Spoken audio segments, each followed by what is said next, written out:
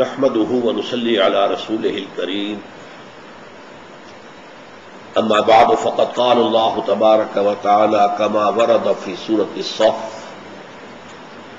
اعوذ بالله من الشيطان الرجيم بسم الله الرحمن الرحيم هو الذي ارسل رسوله بالهدى ودين الحق ليظهره على الدين كله ولو كره المشركون يا أيها الذين آمنوا هل أدلكم على تجارة تنجيكم من عذاب أليم تؤمنون بالله ورسوله وتجاهدون في سبيل الله بأموالكم وأنفسكم ذلكم خير لكم إن كنتم تعلمون صدق الله العظيم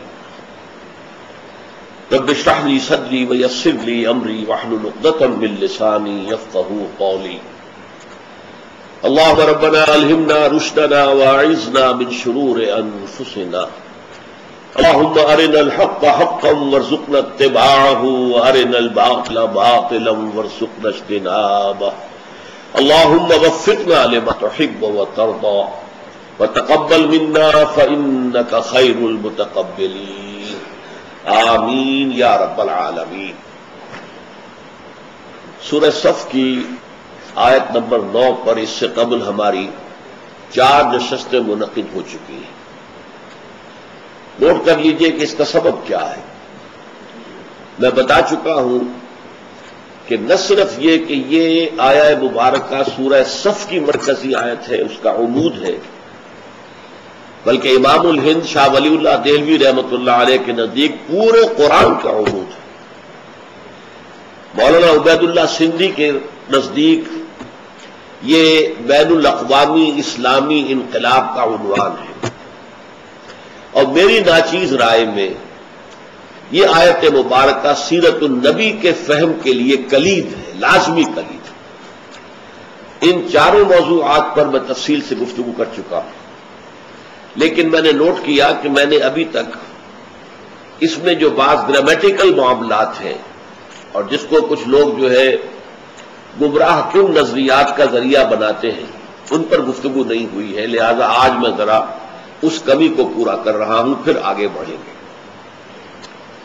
دیکھیے فرمایا هو الذی ارسل رسولہ، یہ ہوا ضمیر ہے، وہی ہے۔ اس ضمیر کا مرجع کون ہے؟ کس کی طرف یہ ضمیر اشارہ کر رہی ہے؟ پچھلی آیت میں تھا یریدون لیطفئوا نور اللہ بافواہہم واللہ متم نورہ ولو کرہ الکافرون۔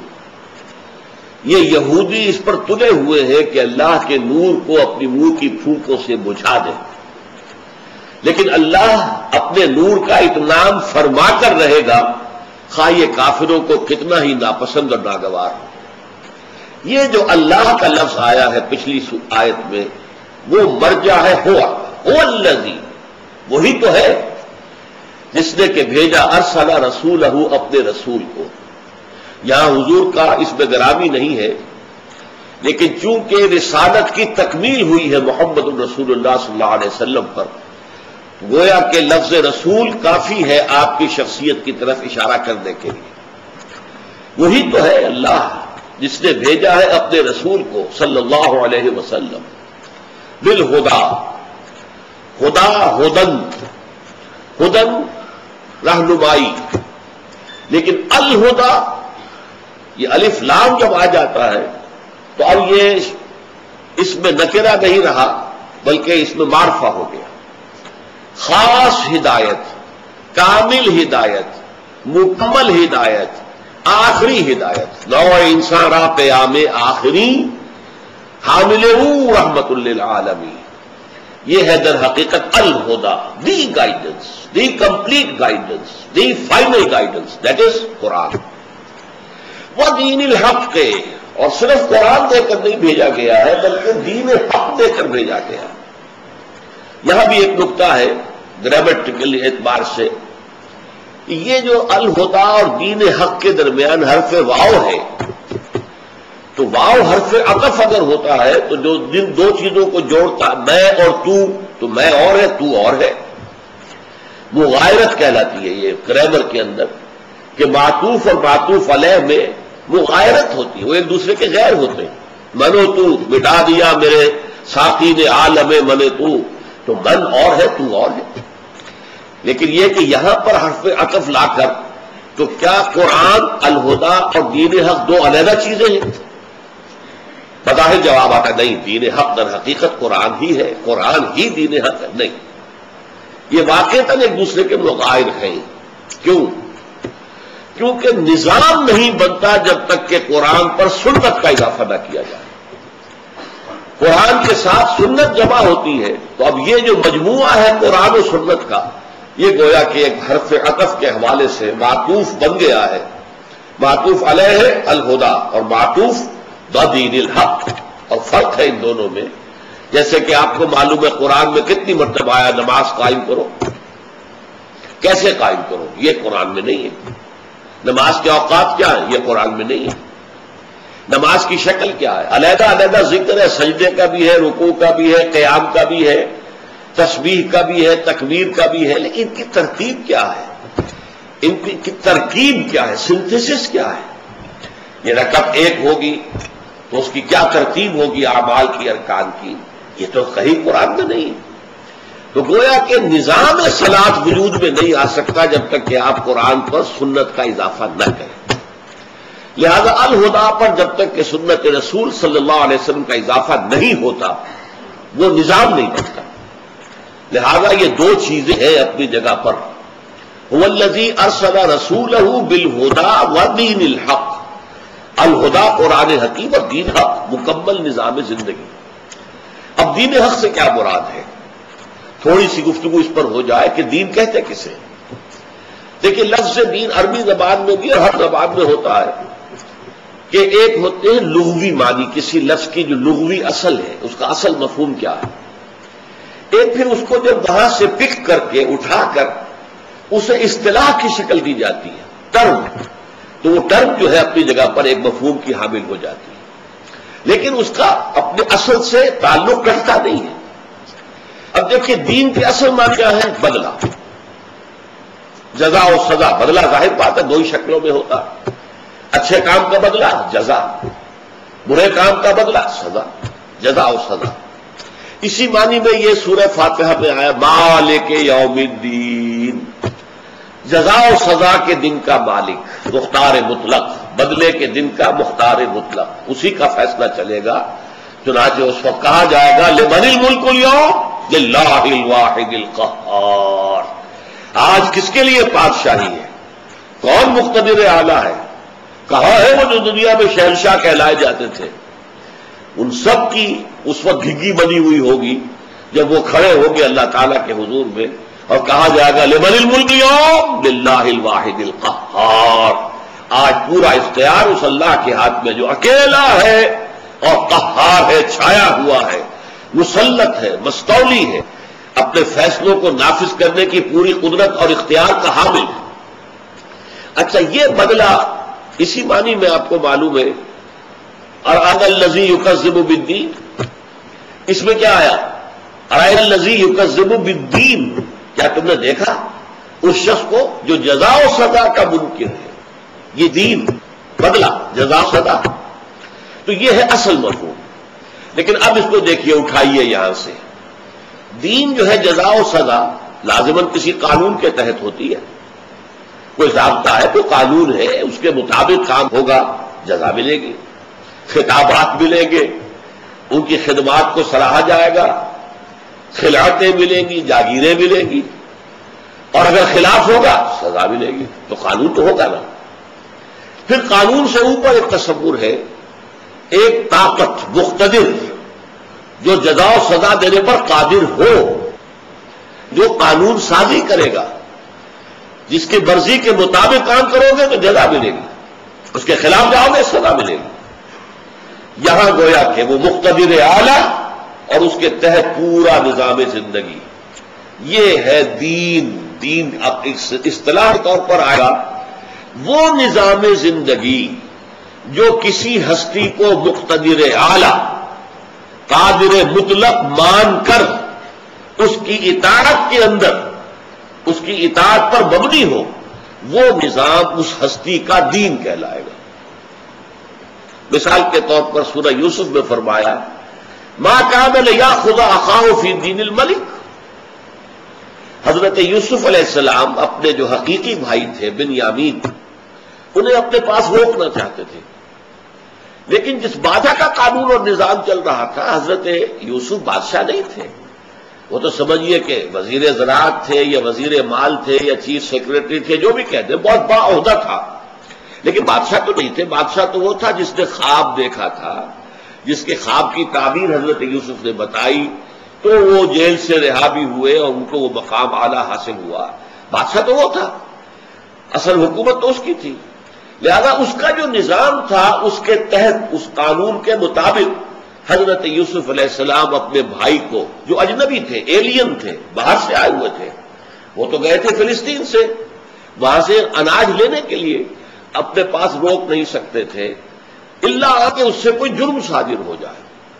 اگر کسی ایلین نے، کسی اجنبی نے، کسی غیر ملکی نے جرم کیا ہو تو ٹھیک ہے، اسے پکڑا جا سکتا ہے۔ لہذا اللہ تعالیٰ نے پھر وہ راستہ پیدا کیا، کذالک کدنا لیوسف ما کان لیأخذ اخاہ فی دین الملک۔ تو وہ دین الملک بادشاہ کا نظام تھا، جس میں مختار مطلق بادشاہ تھا، اس کی زبان سے نکلا ہوا لفظ قانون تھا، اور وہ جس کو چاہے سزا دیتا تھا، جس کو چاہتا تھا سزا دیتا تھا، وہ نظام پورا، وہ دین الملک۔ اس کے بالکل برعکس آئیے، ایک نظام زندگی وہ ہے جس میں مقتدر اعلیٰ قانون ساز اللہ ہے، اس کے تحت پورا نظام زندگی، اسی کی مرضی کے مطابق تمام قوانین، اسی کی اطاعت کے تابع تمام اطاعتیں۔ اگر بادشاہ کی اطاعت ہے تب بھی اس بادشاہ کے قانون کے تحت ہوگی، اگر داؤد علیہ السلام کی اطاعت ہے وہ بھی اللہ کی اطاعت کے تابع ہوگی، وہ خود حاکم نہیں، حاکم اللہ ہے، ان الحکم الا للہ۔ تو اللہ کو حاکم مطلق اور مقتدر اعلیٰ مان کر، اور اسے شارع مان کر، قانون ساز مان کر، لا گیور مان کر، جو نظام زندگی مفصل اس کی بساط بچھے گی، سیاستی ہوگی، معاشرتی ہوگی، معیشتی ہوگی، قوانین ایسے ہوگے، چوری پر یہ سزا ہوگی، ڈاکے پر یہ سزا ہوگی، زنا پر یہ سزا ہوگی، وغیرہ وغیرہ وغیرہ۔ یہ پورا نظام جو ہے وہ کیا ہے؟ دین اللہ۔ اب دین الملک کو ایک طرف رکھ لیجئے، دین اللہ کو ایک طرف رکھیے۔ دین الملک، دین اللہ۔ اور آپ کو معلوم ہے سورۃ النصر، اذا جاء نصر اللہ والفتح ورأيت الناس يدخلون في دین اللہ افواجا۔ جب اللہ تعالیٰ نے نصرت عطا فرما دی اور فتح ہو گئی، مکہ بھی فتح ہو گیا، گویا کہ سر مقام جو تھا جزیرہ نما عرب کا، اس پر بھی حضور صلی اللہ علیہ وسلم کی حکومت قائم ہو گئی، تو اب جو ہے لوگ جو ہے تمام قبائل آ رہے ہیں، ان کے وفود آ رہے ہیں، ایک ایک کر کے سب جو ہے وہ اللہ کی اطاعت کے نظام میں داخل ہو رہے ہیں۔ تو یہ دین الملک اور دین اللہ، ان دونوں کو ایک دوسرے کے مقابلے میں رکھیے اور اسی پر قیاس کیجئے۔ آج کی دنیا کس دین کی قائل ہے؟ جس کو آپ جمہوریت کہتے ہیں وہ کیا ہے؟ دین الجمہور۔ کیوں؟ کہ آپ کہتے ہیں کہ authority belongs to the masses, طاقت کا سرچشمہ عوام ہے، اللہ نہیں ہے، عوام ہے۔ عوام اپنے منتخب نمائندوں کے ذریعے سے نظام مملکت چلائیں گے، 1 لاکھ پر ایک نمائندہ ہو جائے، 10 لاکھ پر نمائندہ ہو جائے، ایک نمائندہ ہے 10 لاکھ کے اوپر، وہ نمائندے جمع ہو گئے۔ اب ہمارے ہاں لاہور میں جو 60 لاکھ کی آبادی ہے، 6 نمائندے ہو جائیں گے۔ چلیے اسی طریقے سے ہوتے ہوتے وہ 300، 350، 400 نمائندے جو ہیں وہ جا کر اسمبلی میں بیٹھ گئے، ان کو اختیار ہے جو چاہے قانون بنائے۔ یہ جو دین ہے یہ دین جمہور ہے آج کا۔ تو دین کے لیے 3 حوالے ضرور اپنے ذہن میں رکھیے۔ دین الملک جو دنیا میں ہمیشہ سے رہا، اب ختم ہو گیا۔ اب تو بادشاہ اگر ہے بھی تو وہ تاش کے بادشاہوں کو مانند ہے، ان کی کوئی حیثیت نہیں ہے۔ ملکہ ہو برطانیہ کی یا بادشاہ ہو جاپان کا، ان کی کیا حیثیت ہے؟ کوئی حیثیت نہیں ان کی۔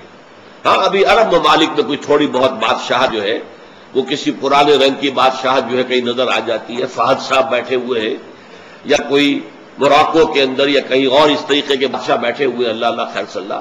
باقی پوری دنیا سے بادشاہ تو ختم ہو گئے، دین الملک ختم ہوا، لیکن دین اللہ بھی کہیں نہیں ہے. دین اللہ اس وقت پوری دنیا میں کہیں قائم نہیں. باقی پوری دنیا جو ہے دین جمہوریت جمہوریت جمہوریت جمہوریت، جس کے بارے میں اقبال کہتا ہے دیو استبداد جمہوری قباب پائے کو، تو سمجھتا ہے آج کی آزادی کی ہے نیلم پری. یہ تو استبداد ہے. اس لیے کہ آج کی جمہوریت جو ہے در حقیقت اس کا بہترین نمونہ کہا جاتا ہے کہ وہ امریکہ ہے. اور اینالائز کیجئے تو امریکہ کی جمہوریت کیا ہے؟ It's the dictatorship of the capitalist. سرمایہ داروں کی آمریت ہے وہاں. ظاہر بات ہے عام آدمی الیکشن لڑ سکتا ہے، وہاں کروڑوں ڈالر خرچ کرنے کے لیے نہ ہو تو الیکشن تو نہیں لڑا جا سکتا. یہ تو جو اوپر کی ایلیٹ ہے، ویلدی ایلیٹ، ان کا گیم ہے. ہمارے ہاں کیا ہے؟ یہ آمریت ہے جاگیرداروں کی، زمینداروں کی، وڈیروں کی، سرداروں کی. اب عام کو تو صرف یہ کہ ایک پرچی دے کر بہلا دیا گیا ہے کہ تمہارے ہاتھ میں کوئی اختیار ہے، اللہ اللہ خیر صلی اللہ. اس سے بڑا دھوکہ اور کیا ہے؟ تو در حقیقت جمہوریت جس کا خواب کبھی والٹیئر نے اور روسو نے، وہ تو آج تک دنیا میں کہیں قائم ہوئی نہیں. مانتے ہیں جمہوریت کے علم بردار، لیکن یہ کہ اس وقت ہماری بحث یہ ہے کہ دین اللہ، دین الملک، دین الجمہور، یہ تین اصطلاحات اپنے پورے تصور کے ساتھ آپ کے ذہن میں رہنی چاہیے. دین الحق جو ہے یہ اگرچہ مرکب اضافی ہے یہاں پر، وَدِینِ الْحَقِّ، لیکن مرکب توصیفی کے معنی میں ہے. سچا دین، حقیقی دین، عدل و انصاف پر مبنی دین. اس لیے کہ عدل و انصاف پر مبنی دین وہی ہو سکتا ہے جو اس نے بنایا ہو جو سب کا خالق ہے. مردوں کا خالق بھی وہ، عورتوں کا خالق بھی وہ. اسی طریقے سے مزدوروں کا خالق بھی وہ اور سرمایہ داروں کا خالق بھی وہ. اسی طریقے سے جو بھی کسی نظام میں جن کے ہاتھ میں اختیارات آ جائیں، حکومت ہو، ان کا خالق بھی وہ ہے اور جو عام لوگ ہیں ان کا خالق بھی وہ. تو وہی ایک معتدل اور ایک منصفانہ نظام دے سکتا ہے جس میں عورت کے حقوق بھی ہو، مرد کے حقوق بھی ہو، ان میں توازن ہو. وہ جانتا ہے کہ اس نے عورت میں کیا رکھا ہے، مرد میں کیا رکھا ہے، مرد کے وظائف کیا ہیں، فرائض کیا ہیں، عورت کے وظائف کیا ہیں، فرائض کیا ہیں، اور ان کے درمیان کیا اعتدال ہونا چاہیے. وہی بتا سکتا ہے، کوئی اور تو نہیں. مرد سوچے گا تو وہ اپنی بات سوچے گا، عورت سوچے گی تو وہ اپنی بات سوچے گی. جو دونوں کے لیے مناسب ہو اور بہترین ہو تو سوچ سکتا ہے صرف اللہ. اس نے وہ دین حق دیا ہے جس کی تکمیل ہوئی محمد رسول اللہ صلی اللہ علیہ وسلم پر. الیوم اکملت لکم دینکم واتممت علیکم نعمتی ورضیت لکم الاسلام دینا. تو وہی تو ہے اللہ جس کا فیصلہ ہے کہ وہ اپنے نور کا اتمام فرما کر رہے گا، جس نے بھیجا ہے اپنے رسول محمد کو صلی اللہ علیہ وسلم دو چیزیں دے کر، الہدا، the guidance, the final guidance, the total guidance, the complete guidance, اور دین حق، ایک ایسا نظام زندگی جو حق پر مبنی ہے، صداقت پر مبنی ہے، سچائی پر مبنی ہے، عدل پر مبنی ہے، انصاف پر مبنی ہے. اب آیا لِیُظْہِرَهُ عَلَى الدِّینِ كُلِّهِ، تاکہ غالب کر دے اسے پورے کے پورے نظام پر. الدین اب یہاں پر آئے گا ایک نوع کی حیثیت سے. پورا نظام زندگی اس کے اوپر اللہ کی اطاعت. نظام زندگی رہے، آپ کا صدارتی نظام ہو رہو، کوئی حرج نہیں، لیکن اوپر اللہ کی بات رہے گی. لِتَكُونَ كَلِمَةُ اللَّهِ الْعُلْيَا. کوئی صدر یا صدر کا باپ جو ہے وہ بھی اللہ کے حکم کے خلاف کوئی حکم نہیں دے سکتا. پارلیمانی نظام ہو رکھو، ٹھیک ہے، کوئی حرج نہیں ہے، لیکن کوئی پارلیمنٹ اللہ کے حکم کے خلاف کوئی قانون پاس نہیں کر سکتی. سب سے اوپر اللہ کا دین. لیکن یظہرہ کے بارے میں بہت سے لوگوں نے، چونکہ یہ اظہار دین حق، دین کو غالب کر دینا، ظہر کسے کہتے ہیں؟ ظہرا، نمایاں ہو جانا. کوئی چیز اپنے ماحول پر غالب ہوتی ہے تو ظاہر ہوتی ہے، نمایاں ہوتی ہے. اس طرح ظہر پیٹھ کو کہتے ہیں. آپ گھوڑے کی پیٹھ پر سوار ہیں، یہ ہے در حقیقت گھوڑے کی پیٹھ پر سواری وہی کر سکتا ہے جس کے اندر کچھ طاقت بھی ہو، دم بھی ہو.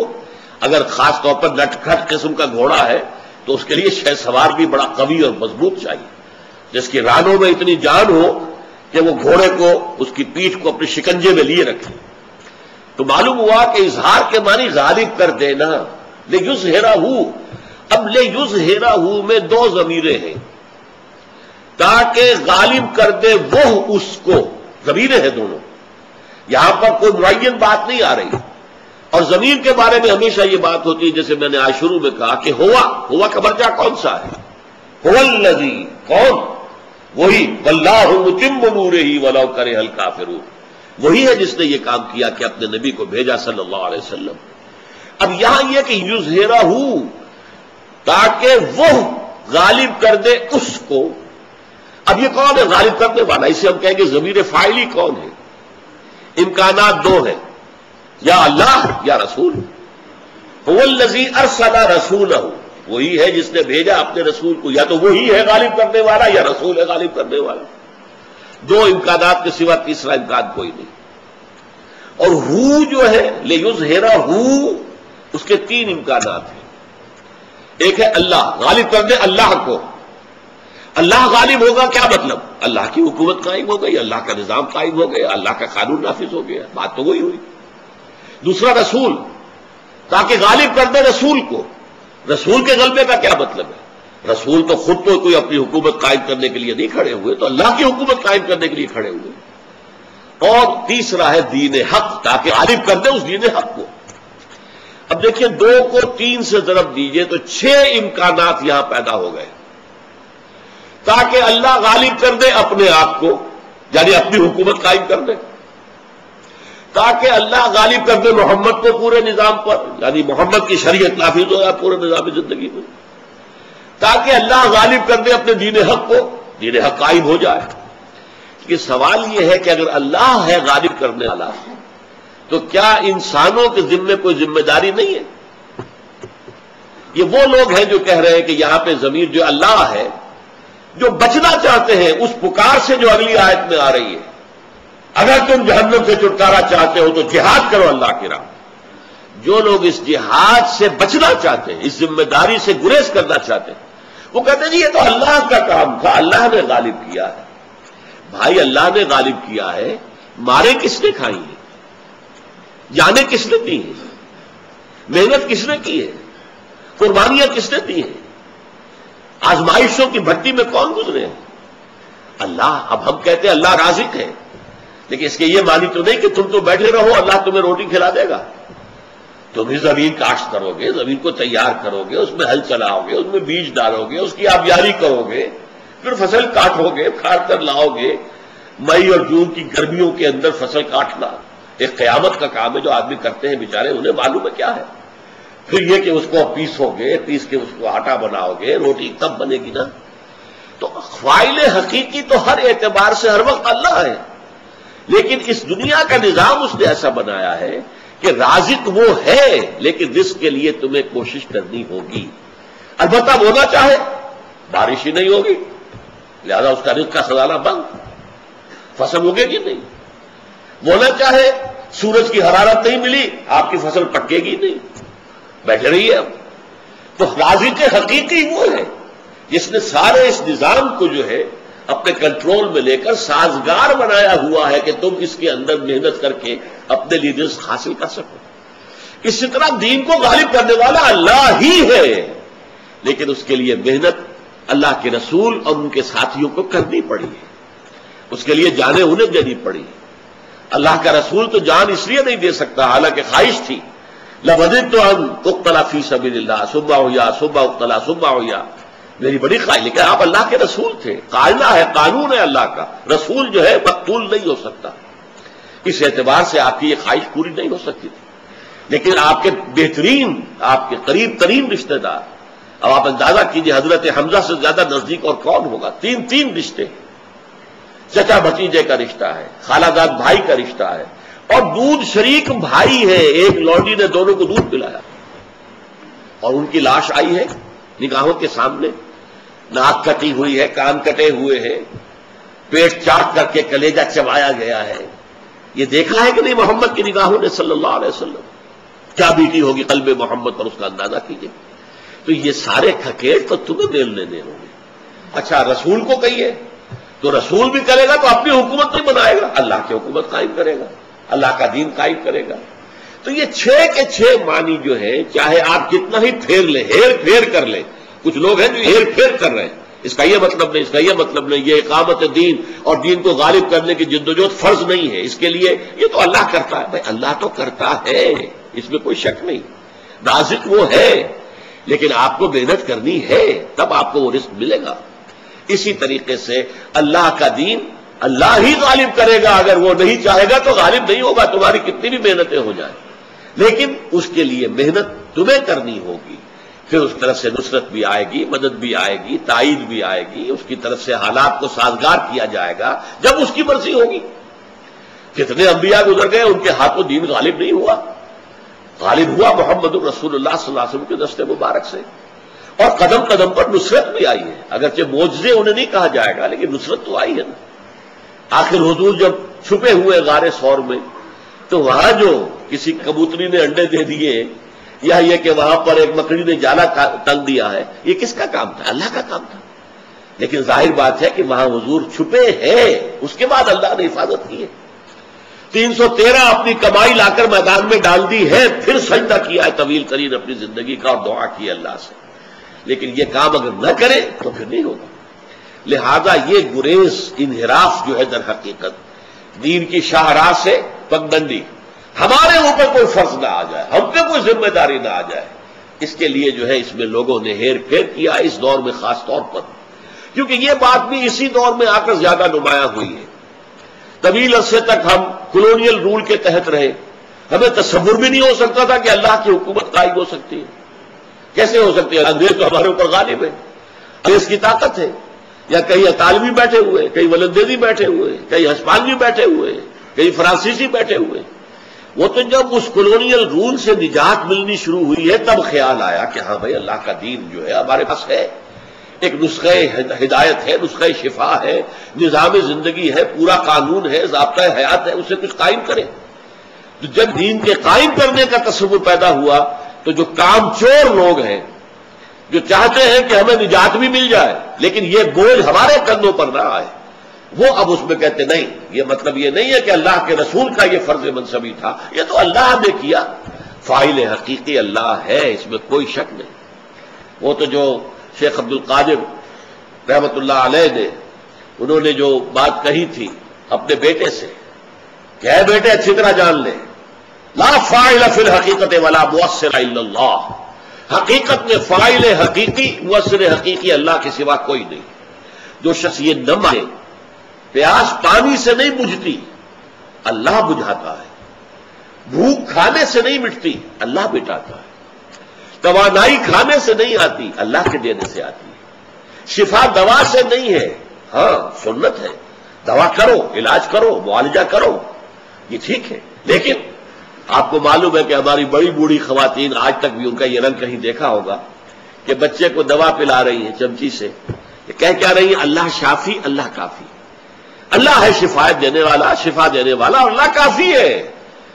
اس اللہ کو شفا دینے کے لیے اس دوا کی حاجت نہیں ہے، یہ تو سنت ہے کہ دعا کرو، علاج کرو، ہم کر رہے ہیں، لیکن ہمارا یقین اور اعتماد اس دوا پر نہیں ہے۔